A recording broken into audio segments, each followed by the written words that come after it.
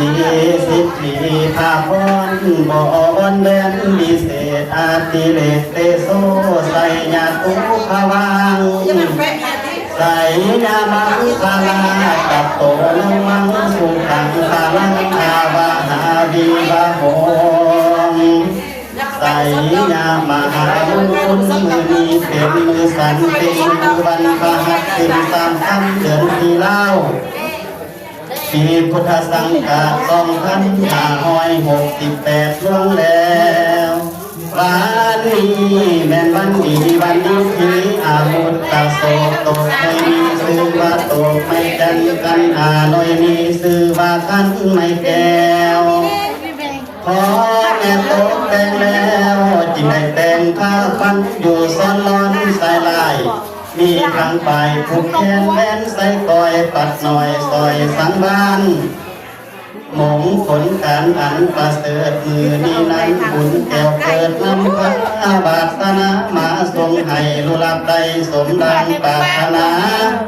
บุญเทพปุญญาตาสันนิวาสคืนนั้นขอให้ได้ทำมุขภแห่ความดีบารมีบุญทรงอยู่เป็นยอดคงแห่งความเพียรใจเสถียรได้มาพบพ่อหลังหน่อยน้องกันนาญานี้งามโสพีสีสัตว์ทองเนื้อเพียงทองทองคำคมดำดีสีสง่าได้น้ำบานัง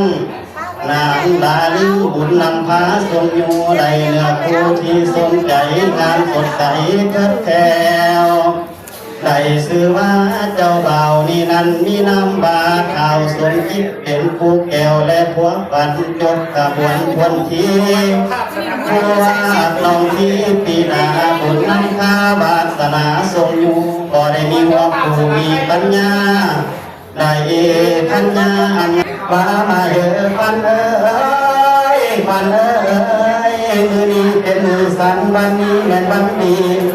วันนี้ที่ละแม่นมือของเฮามือนี้พวกเฮาเกิดเป็นสาวก็ว่าแม่นมือนี้วันดีคอยขาสิได้ของเงินก็ว่าแม่นมือนี้วันนี้นอนรับได้เงินหมื่นก็ว่าแม่นมือนี้วันนี้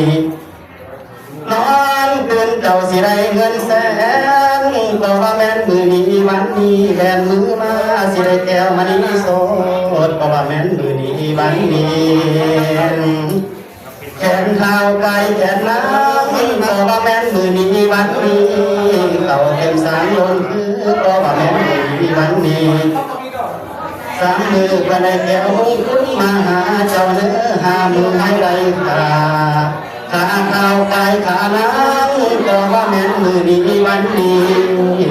เป็นมือสันวันนี้แม่นวันนี้วันนี้ที่ละแม่นมือชื่อมหาโสขอให้พันเจ้าทั้งสองนี้นั้นอยู่เคียงข้างทั้งสองมาเยอะพัน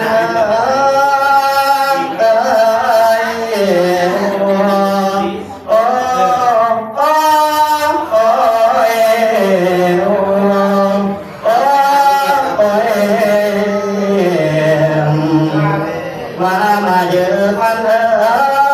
ทางพันแข่งลอยมาอยู่แข่งลีลาพันพันขาลอยมาอยู่ขาคือแต่เขาขันเจ้าเป็นเฉยให้มีใจแค่ควงเจ้าจะได้อวดอ้างสัพพสิ่งสันใด